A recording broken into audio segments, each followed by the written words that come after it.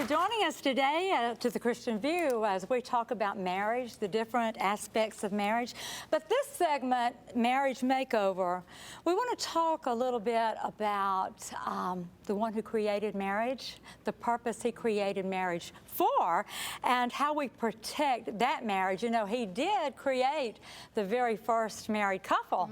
So we're going to talk a little bit about that. But let me say this. My son was in a revival meeting, and he just happened to glance and he saw Jennifer, never met her, but God told him, that's going to be your wife. Wow. He actually told her at the end of that service, God told me you're going to be my wife. And do you know, now that would have blown most girls away, you know, and I'm sure it blew her away. But they're married today, and they've been married almost, what, 15, 16 years? So it does work. If God says it's going to be, it's going to be. And it worked, so. Yeah. I kind of had a moment like that. Did you? Yeah, my husband and I, actually he was on a double date with another girl. He ran into me. Isn't that crazy? She had to go. Yeah, she had to get. But he looked at the other person that was with him, the guy, and he said, after he saw me, he says, I'm going to marry her. Oh, my, see? And then I was with my sister, and I looked at her and I said, I'm going to marry him. Oh, my gosh. And we did a few months later. So, and that is just unbelievable. 27 years later, here we Woo, are. let's give her a hand. Yes, it worked. It worked. Jackie, God is love. He's He the is. author of love, and He gives the prescription for love. And He tells us, He says, it's two things. Husbands, love your wives. Yeah. Wives, respect your husbands. It's the love and respect principle. And you know what happens when marriages kind of get topsy-turvy? It's when one person starts withholding. Like say the spouse withholds you love, and then the wife will withhold respect. And I read a book, it's called The Crazy Cycle. Yeah. It sounds crazy. Because each one of them's not doing what they're supposed to do. And so it's staying out of that crazy cycle and just reading your part of the mail. Yes. Which, if you're the wife, it's respect. If you're the husband, it's to love. Yes. Yes. It's a great study. It is. Awesome study. And you watch it in practice. You know, whenever I am respecting my husband, then he's feeding love back to me. And when we get out of cycle with that, then everything gets messed up. You know, he's like, you're making me miserable. Yes.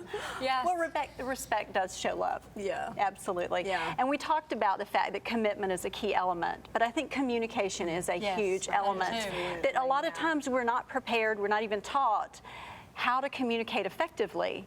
And so oftentimes we'll resort back to criticism and defensiveness or stonewalling when somebody, you know, when our spouse comes towards us with a particular topic that we're not comfortable with, we'll just shut down. You're right. On the communication, it's about being accountable to each other, you know, respecting one another's feeling. You know, we don't always agree, you know.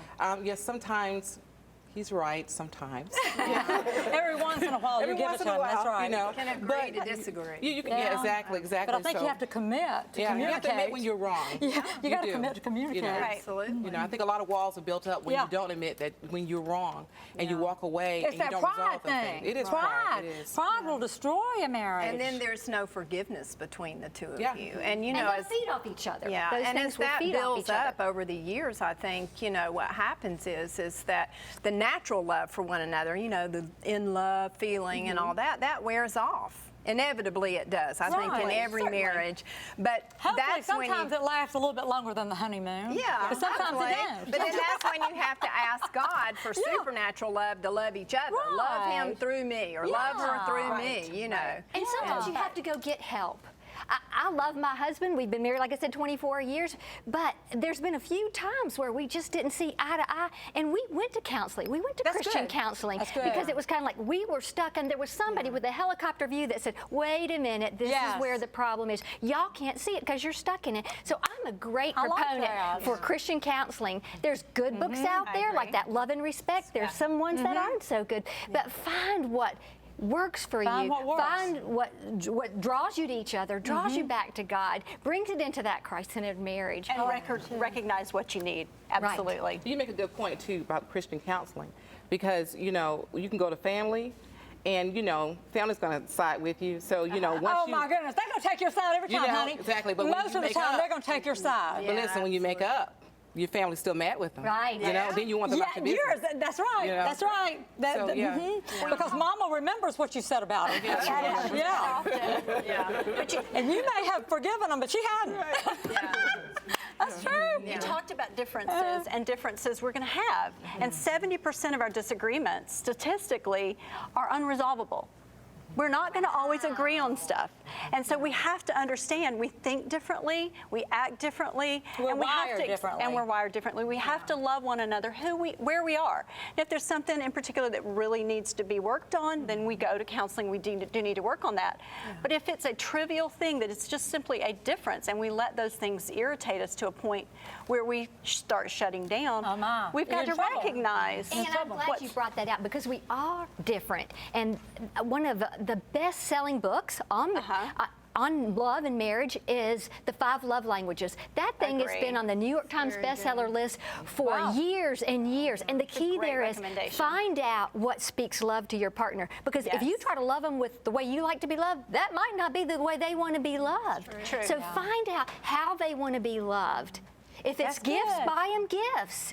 If it's spending time, spend time. But don't buy them gifts if their thing is time. That's good. I think the greatest glue for marriage, the greatest thing that keeps a couple together over the years is prayer. And I think there's a statistical study that says 1 in 2 or 1 in 3 actually end in divorce that don't pray together. And it's 1 in 1,050 something that you pray together every day on a regular basis, end in divorce, because it's a glue.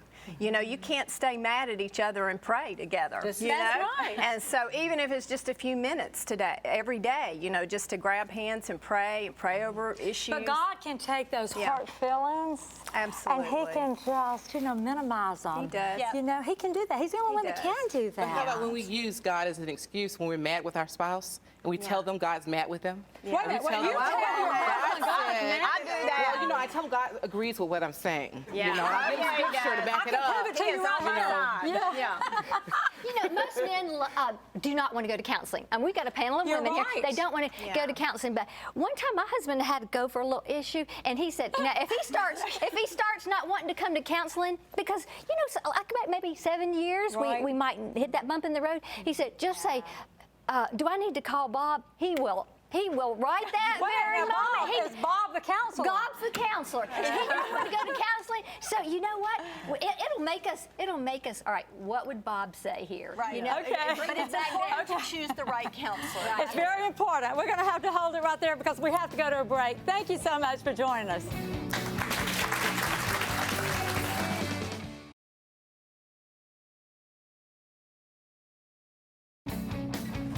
Thank you for joining us, folks. We are out of time, but we hope you enjoyed it, and we'll see you next time. Catch up with us on social media, Twitter, Facebook. Let us know your view.